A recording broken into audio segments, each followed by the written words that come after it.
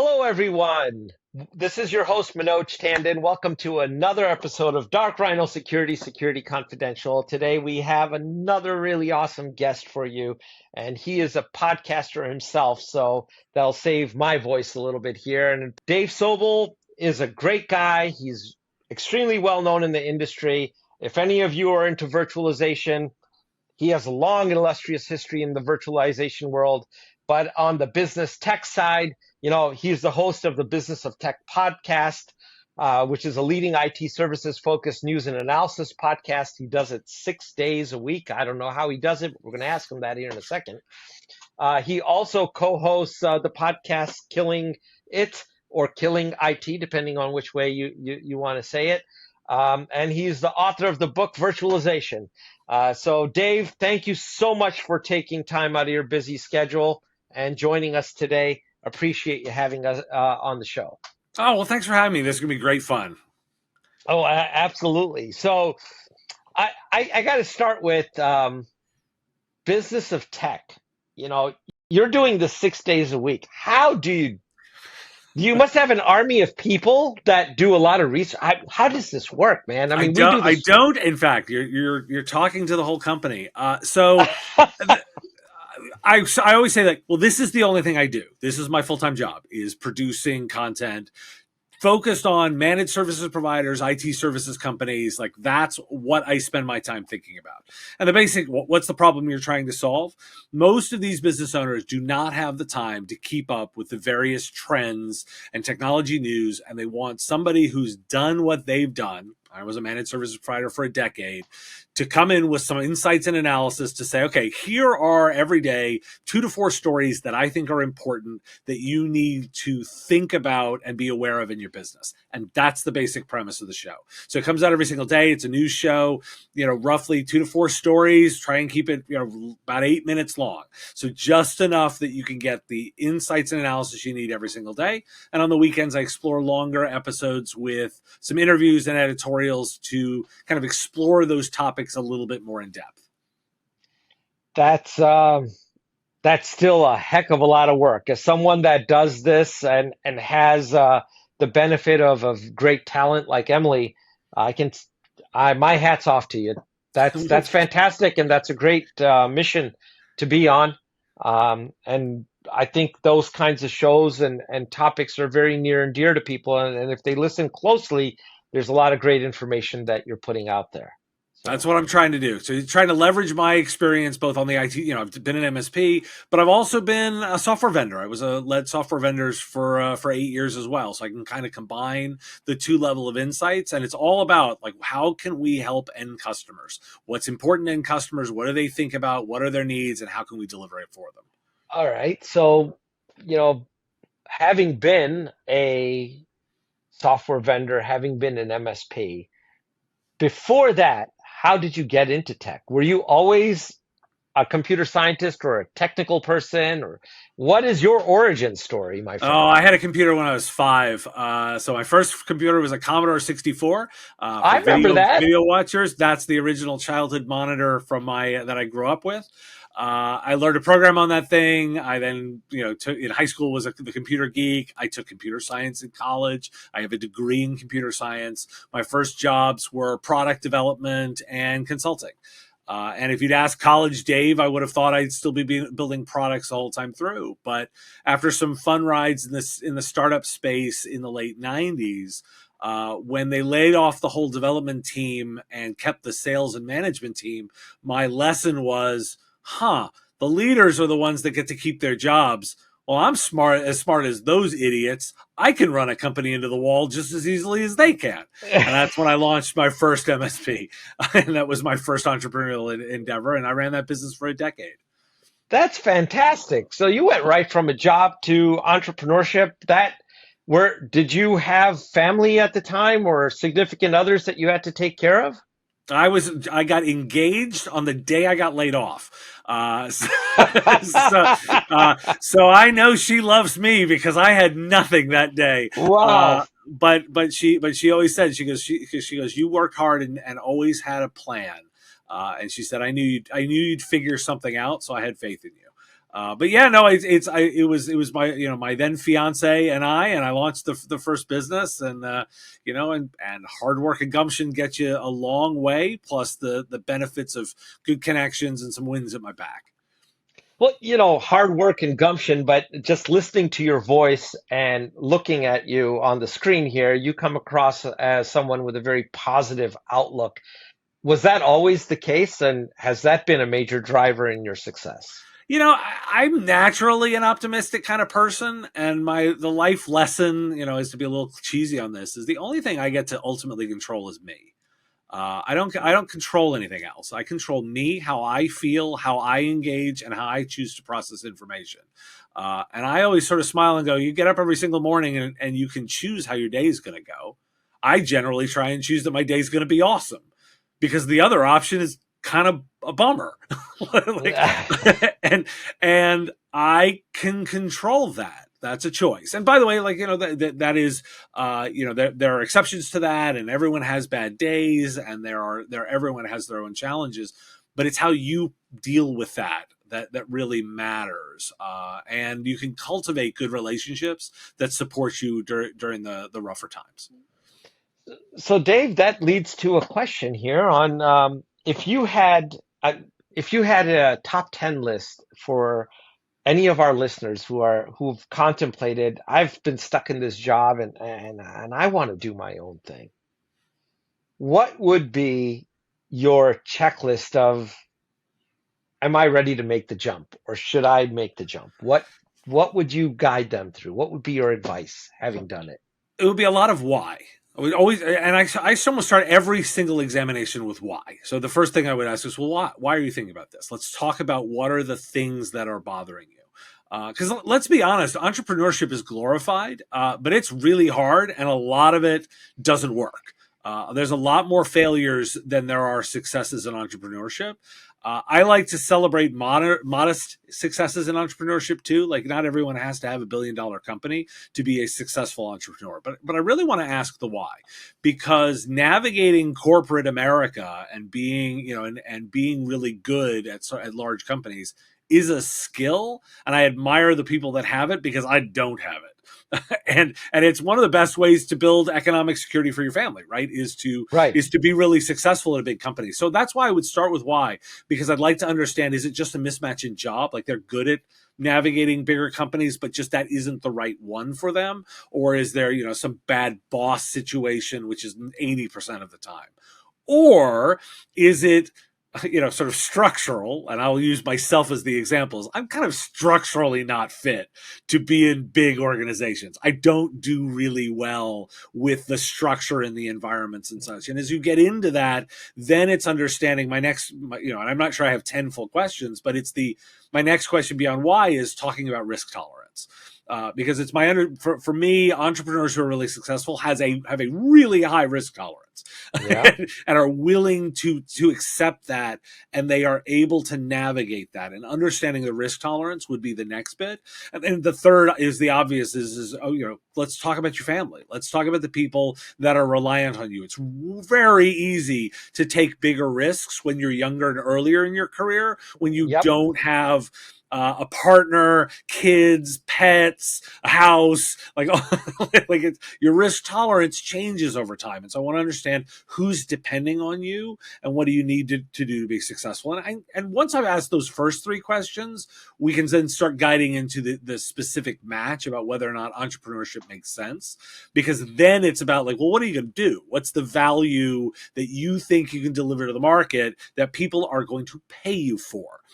It's not as much about having a great idea. It's also and will people give you money for that idea? Yeah, And that's then we right. work into the idea. And well, there's a lot to unpack in what you said, but in that last one about the market, that one is brutal for a lot of people, right? Because in their mind they have a great idea or they have a great product, but the market is telling them we don't care, Yep. Yeah. right? And And the you market really have is just brutal. The market is brutal, and by the way, incredibly fair. It will judge you quickly and brutally, but incredibly fairly. Although, you know, again, caveats, but really, your idea is great to you. What you have to do is you have to figure out is, are there people willing to give you money for that? May not be money, maybe time, might be attention, might be resources, Right. but whatever the value is, you know, they have to perceive that what you're delivering is of higher value than what you're asking for in return. That's really the key metric and the thing that we've got to focus on. And I push on entrepreneurs all the time when they ask me about something. It's like, well, who's the people that are going to give money? Tell me what they look like. And in fact, oftentimes, the more they tell me everybody, the more skeptical I am, Yeah. because you know you actually want to be really specific. I'll use myself as an example, right? I focus on owners, managers of businesses in the IT delivery space, generally in North America, generally who are running businesses between $500,000 and $10 million. Like, the more specific I get, the more I can be tangible about the value I deliver to those people. If you've got some great idea and you're like, everybody will want this thing, yeah, I'm not convinced that's actually a thing. The more specific you can get, the No, better. if it's everybody wants it, it's a commodity at that point. So, Yes. Yeah. Or not specific enough, right? or And not again, specific enough. Yeah. right, and back to the value. Are you delivering more in value than Yeah. you're asking for in return? And Return. that's the balance, the trick. You can be super valuable, and that's how you command high prices, which, by the way, we like everybody. It's okay to be super specific and go really deep in a very small group of people, because that specialization means it's rare, it's of high value, and you can deliver strategically. You know, that ninja who dives in there and gets it right, you know, that's super valuable. I love stories that sound like that. And those are rare. I mean, a lot of the firms that we've seen, and we'll get into this here in a second, but are mostly fast followers or it's a Me Too play in the industry. The genuine innovator, that's a, you see those, but they're rare birds. They're not, Yeah, and particularly if we're dividing between product and services, right? Because the two are different. And I'll freely admit, I am much more focused on services, which are, it's almost easy. It's easier to start up. It's easier to deliver high value. It is much harder to scale. And they have limitations on that, and it's a choice, right? So, like, product, easier to scale, easier to grow up, much harder to get started with. They are different approaches. They have different skill sets. But it's important to think through that kind of stuff. I love services because I can go super niche really fast. And I always joke and tease people that is, the more boring it sounds, probably the more profitable it is. Anybody know anything about medical transcription in highly regulated industries? Dealing, I mean, like, I can throw a couple of buzzwords together, and the more boring it sounds, the more I can tell you, like, yeah, I bet there are a bunch of people that do that well, and you can really excel in the value, particular, as boring as it might sound. that's a very interesting take. I have not actually heard anybody articulate that, but because usually you think of the polar opposite mentally that you want excitement, you want the great offering, the one that generates a lot of buzz. I've never seen anybody say, "Well, that's kind of boring, but I can make a lot of money at I Well, because it." the other thing about it is remember, boring is all perception, right? Yep. It's the anybody that understands complexity knows that you can find really interesting things really fast in interesting complex problems. And interesting is simply defined by the person working on it. And again, my almost fantasy idea is medical transcription in highly regulated industries. Well, that means you got to know a bunch of stuff. You've got to know medical information. You've got to understand patient privacy. You've got to know data management. You've probably got to Yep. know finance management. It's like, and there are all kinds of subtleties to all of those disciplines. And anybody who becomes an expert in something actually ultimately does become really passionate about it, because the subtlety, the complexity it's really interesting. And that's where the interest stuff lies, is like, oh, well, how do you make the determination between A and B when the criteria are super close? And we get into these arguments and philosophical debates, right? Like all of that kind of stuff. And well, that complexity can be really fascinating. Most people that are really deeply knowledgeable about something also know they don't know a lot and keep loving learning. That's well, that was worth the price of admission to this show. I'm here. I love finding this cool stuff. Like and by the way, like everything that is glitzy and glamour, tons of people are chasing. Why do you think everyone wants to be an actor?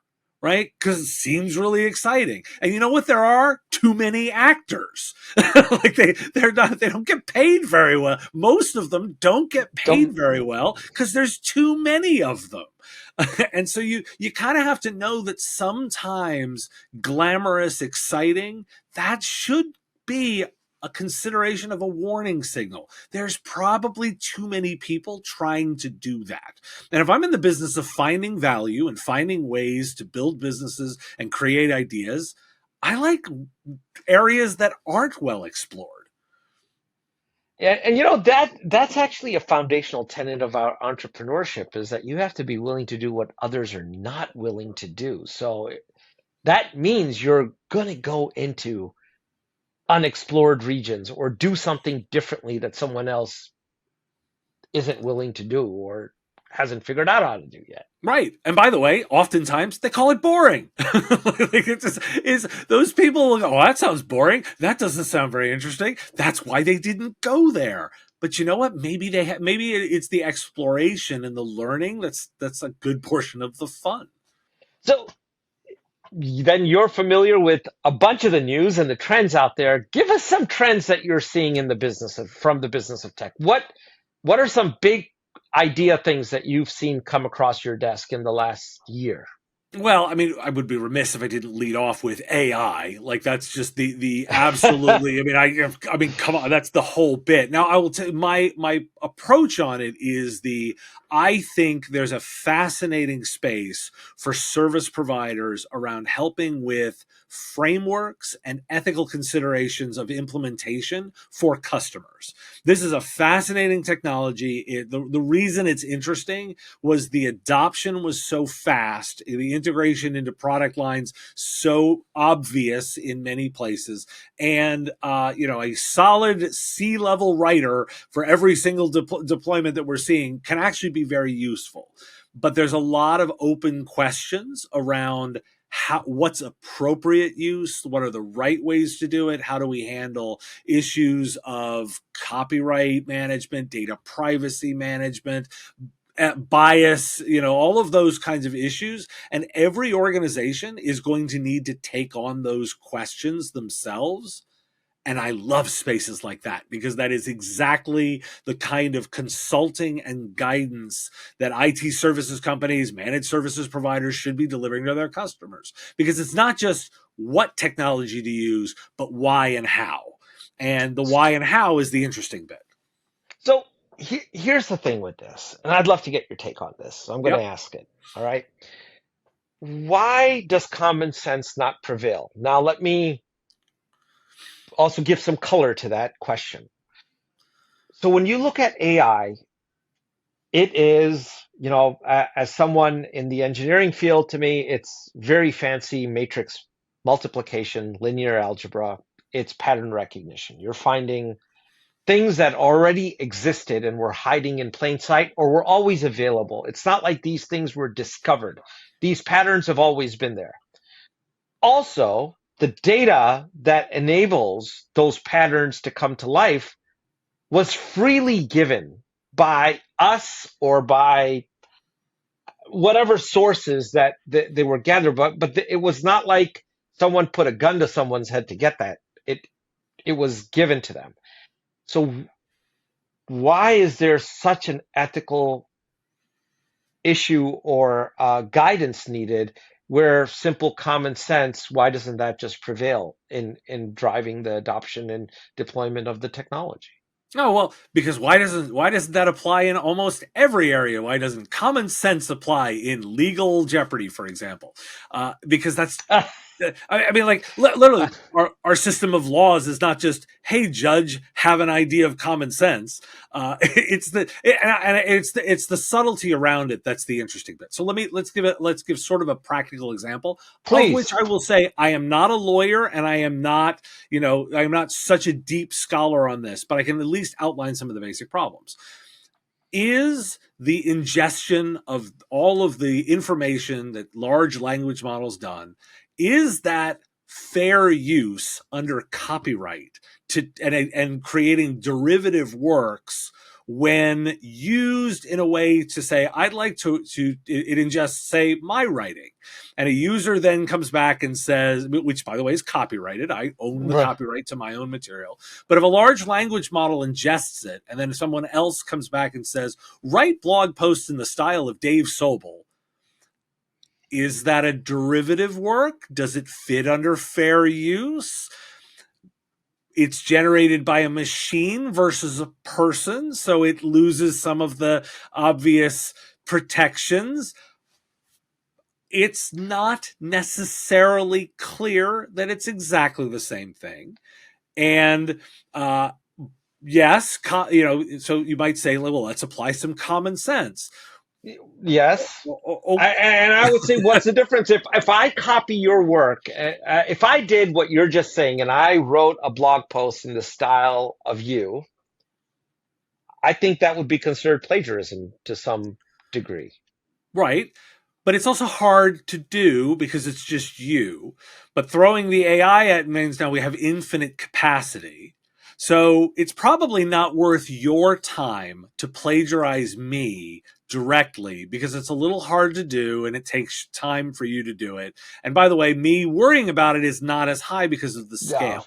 But if Yeah. there's Especially with regards to me, you don't have to worry at all. well, But but if there's an infinite capacity to do that by every person, every potential content writer with a click of the button, and by the way, I don't have such a big ego to think anyone's going to actually use me, but I can talk about myself in the example. Then the scale's different, right? Now we've got an army of content generators out there for every business out there that says, you know what, I'm just going to steal Dave's stuff. And I'm just me, and I can't fight back against an infinite army of bots necessarily. So you ask what's different. It's like, well, the scale of this and because the compute is now cheap enough and robust enough that anybody can do it at any scale at any level. That's some of that's the area where I say, like, well, that now the dynamics of the market have changed in terms of the value of that stuff. My unique voice does actually have some value. yes. If we're doing about a security thing, there's no actual law right now that says I own my voice. So if it gets cloned, right, and reused in a deep fake scenario, well, there's no law about using my voice. Common sense says it's Dave's, it's unique. The sound and timbre and the way that I speak, common Sure. sense says that's mine, but the legal protections aren't there for it. Do I own my digital twin? What happens when someone else creates one, uses it? If they break the law, that's one thing. But if they just start generating content in my voice, what's that? But comedians do it all the time, right? Look at the impersonators out there. There's people who've built fantastic careers impersonating celebrity personalities and But they aren't politicians. passing themselves off as me. They aren't passing themselves. They are not that. They are not saying they are that person, right? And parody is allowed and satire is allowed. And I'm not talking necessarily about that scenario. I'm saying about what if somebody starts doing a podcast, doing Oh news and yeah. out, Well, right? I would say that's just blatant. That to me is just theft then at that point But I'm not because protected. But you say it's theft. I'm not actually protected under any actual law. but again, common sense. It's like But we have but the moment you say common sense, we have to write it down in order to make it something that we can manage, right? Because we're going to have every derivation of this, and if we leave it to common sense every single time, then people are going to interpret it wrong. And when I like to tie this back to implement it in a company, if you let common sense drive the decision of a 500-person organization, and you don't give everyone guidance, their own common sense may be slightly different. Sure, because Right. And so you're going to end up with 5,000 different outcomes when the business is trying to get to a consistent set of outcomes in order to have predictable behavior and, I don't know, make some money, right? And we all like predictable behavior. And in order to get to that, we have to define some of this stuff, and we have to define the outcomes. And that's why any of us that are into people, process, and management, which is, I know, a big thing in security, right? Is we've got to make sure that we're doing things in a process perspective. We can't simply leave it to common sense. And by the way, let's smile, all as people, where I'm on a security podcast. How's that common sense working on password management, everybody? We're going to leave it to users to pick that. How's that going? you look at, I mean, this is you're talking about user behavior. To me, that's one of the biggest, if not the biggest problem in cybersecurity, right? And you have now made my point of why we don't necessarily leave that to common sense, because user behavior is not always predictable and reliable in a way that necessarily makes sense to the outcomes that you're looking for.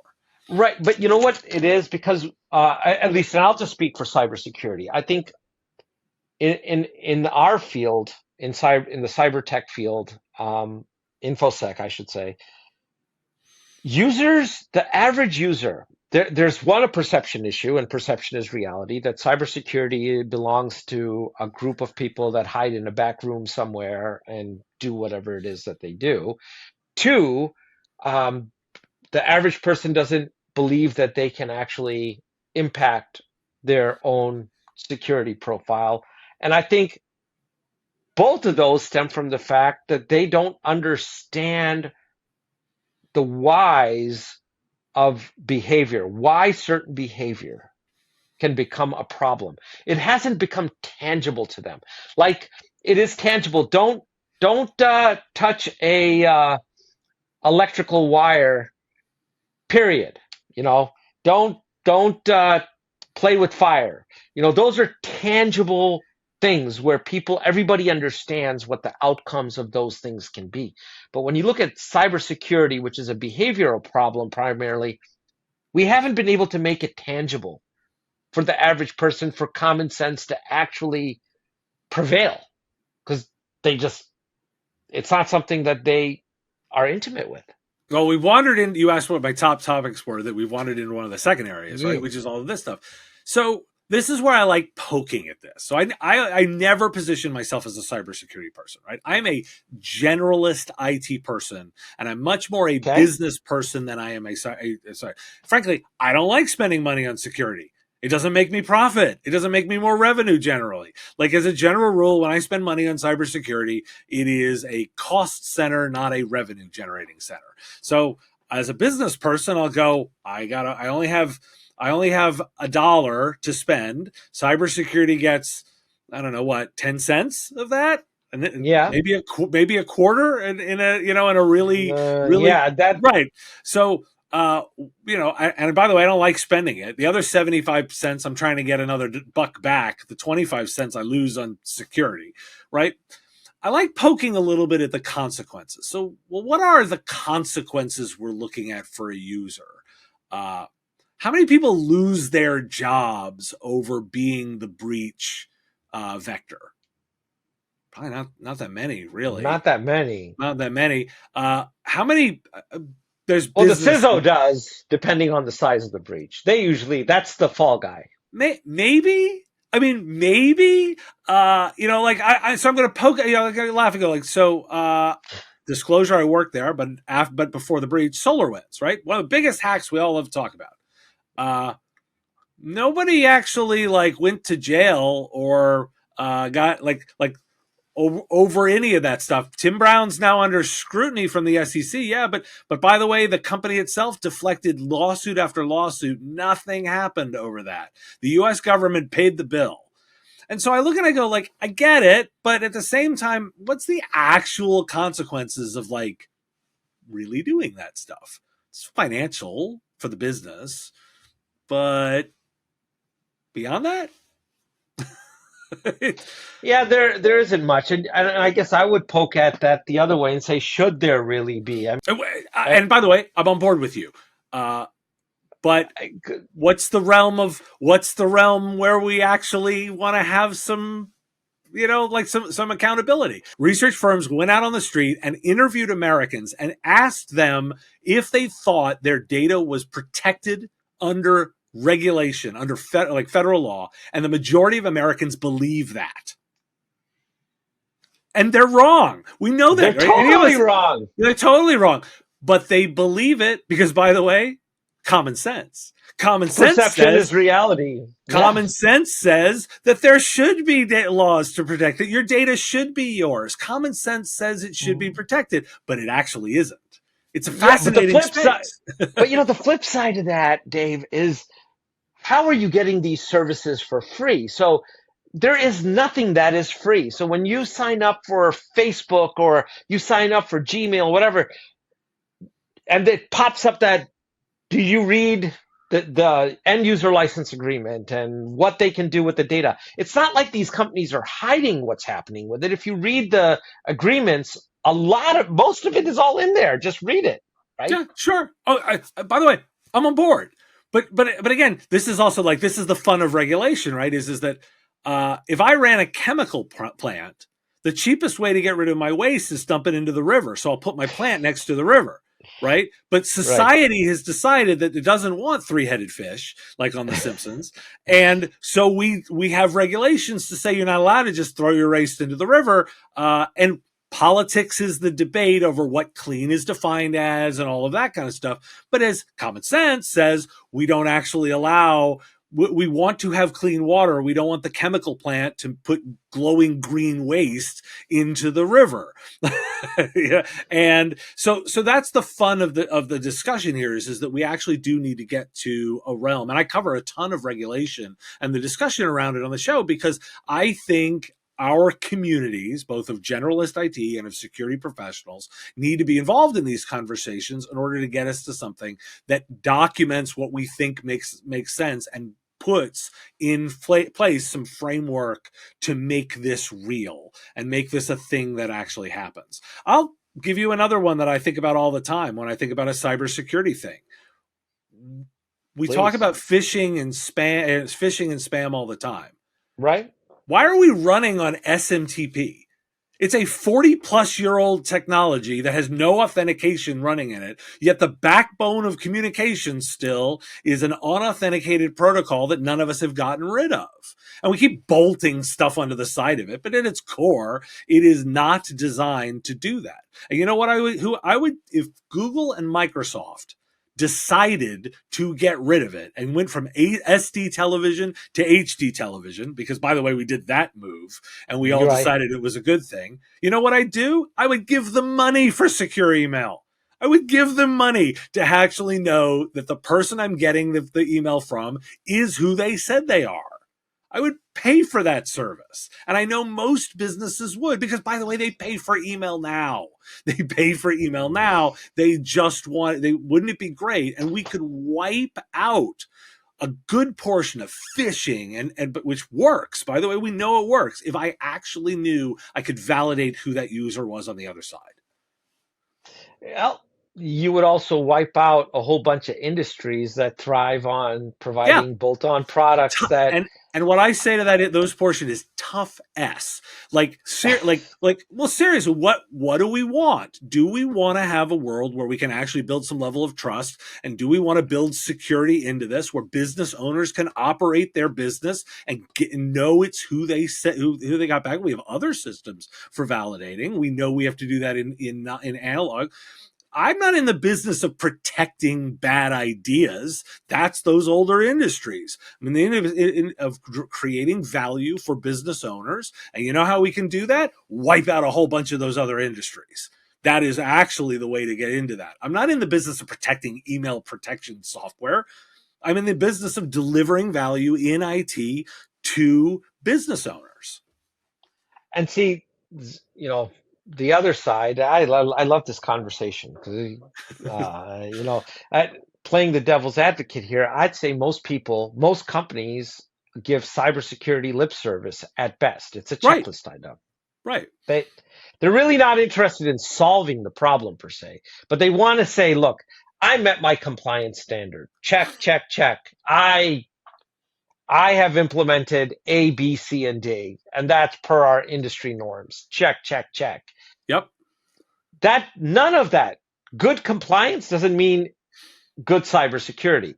That's a totally different ball Yeah, game. right. But So the first time a CISO takes a perp walk, this industry changes. I'm just saying. well, So, and because I in a way I'm advocating as larger society outside the security industry. I'm advocating for business owners, and the quickest way for me to I mean, if I was getting into politics, the way I would do it is I would say I'm going to run for Secretary of State in states, and I'm going to protect small businesses. And the way I'm going to do that is I'm going to put actual consequences around breaches and violations, and I'm going to hold accountable. I'm going to start fining in serious ways the implementers of this if you are not doing those protections. And you know what? It'll end up with somebody in jail. And you know who'll vote for me? The business community on both sides will happily do that because then they have accountability against losses on phishing attacks and breaches, and because we know it costs everybody money. And if I could pin responsibility on it, they would absolutely vote for me. Now, by the way, I'm not, for all you security people that are cringing right now, I know what I'm doing is pandering to people that don't necessarily understand the role. But you can completely see how I get people to vote for me on that, wouldn't you? oh yeah, it's a great platform. You probably would get elected to office.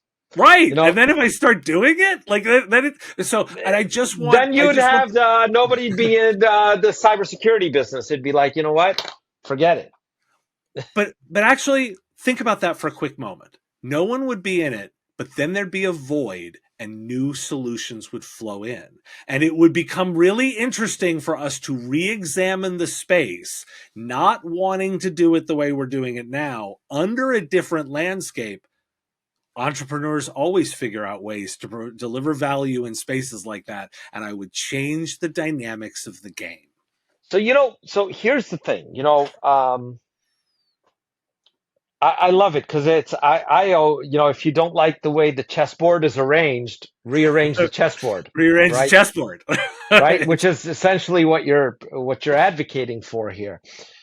And one example, like the Biden administration wants to hold software developers accountable for security flaws, or that I'm oversimplifying, but Yeah, but we get the idea, and I'm right on board with you. right. What about the concept of why is it? And I saw the Secretary of State, ironically, for the state of Ohio, I believe is the one that's implemented this. They welcome hackers. They're like, look, if you can hack into our systems or hack into our website, if you tell us about it, there's no consequence to this. And you tell us what you found is the flaw so that we can go fix it, right? Mm-hmm. Why don't other companies or agencies take that approach where it's like, look, we're not going to catch everything. System design is going to be flawed always.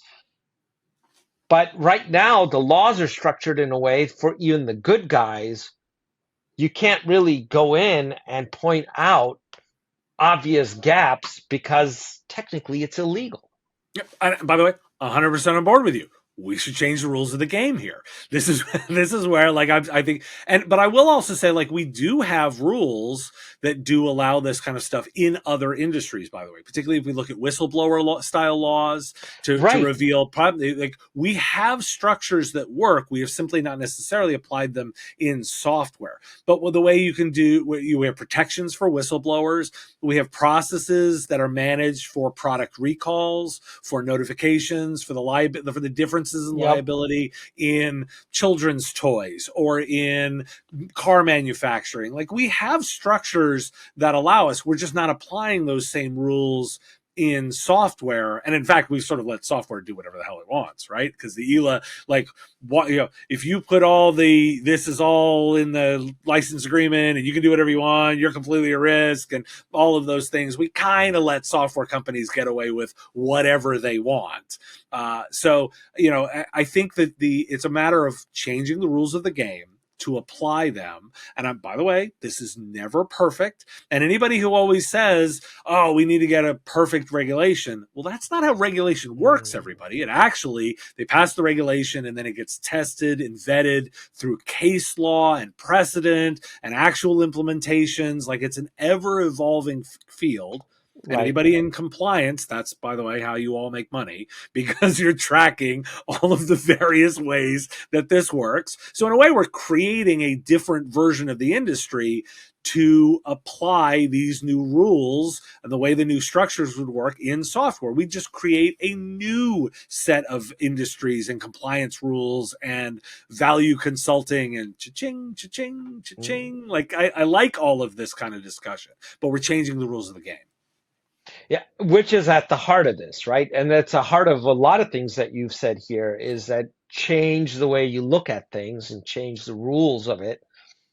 Yeah, And that is though, because the existing, I at some point you reach a point of diminishing returns with incremental changes. You can only right. incrementally change so much before, it's you never get to your final destination because you're incrementally just getting closer and closer and closer, but you never Well, really and get it's there. and it's the sunk cost fallacy, right? Yeah. Is everyone always talks about the sunk cost, the investments, the investments. Those are all in the past. Those have all been spent. You got your money back on all that. That is a fallacy to re-examine the previous investment. You simply have to look at the investments of the future and what the returns on those are, and that is the game.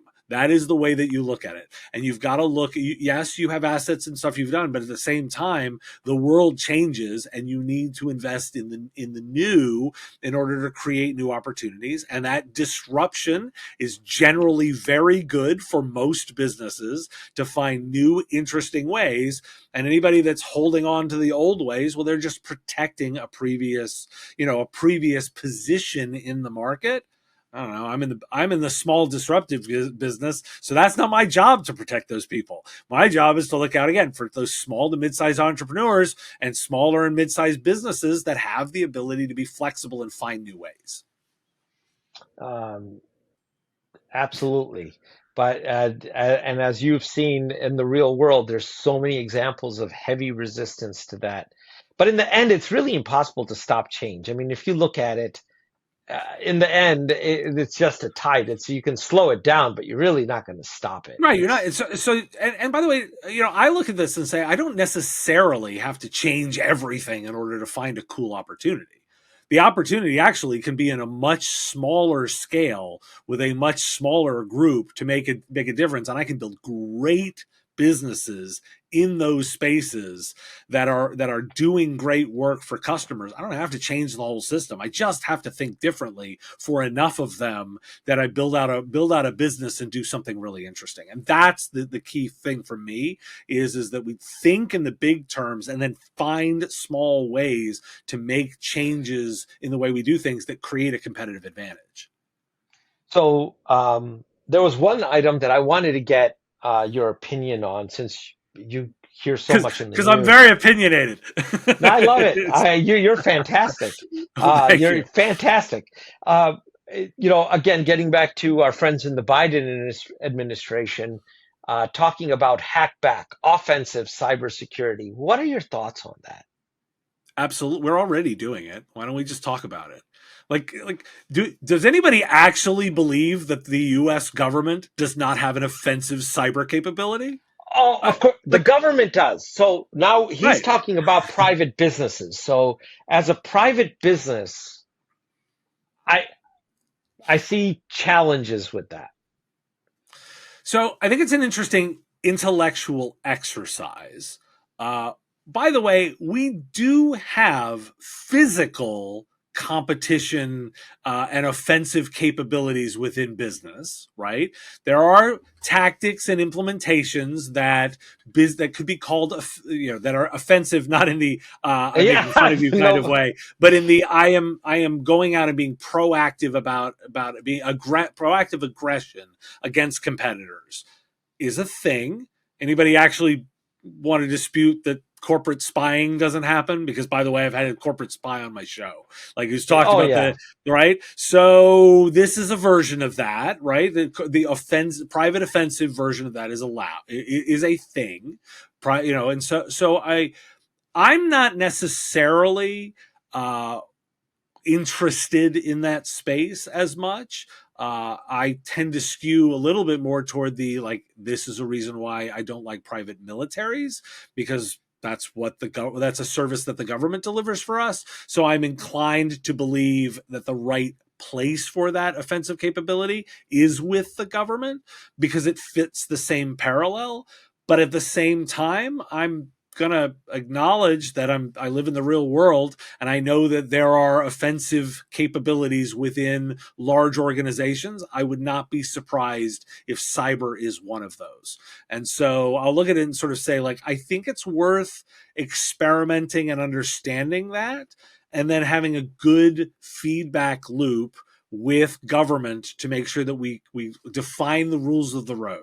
I like, I always look and say, like, the government defines the rules of the game, and let's yep, have a good feedback loop there to make sure that we're not getting into bad areas. We've decided as society to not use certain kinds of weapons. The classic example is both chemical weapons, but also there's offensive laser weapons that can blind all attackers on a battlefield. You can yeah. shoot a laser out and blind everyone. And governments have come together and decided that that's not a technology we want to deploy in warfare, because that we've decided that that's not something that we're comfortable with. That's a feedback loop that creates those kinds of good decisions and decides what the rules of the road are. I'm looking for that feedback loop. So in a way, I'll sort of circle back around and say the fact that the Biden administration is talking about it means that they're injecting themselves into the feedback loop, which allows us to have open conversations about what that means.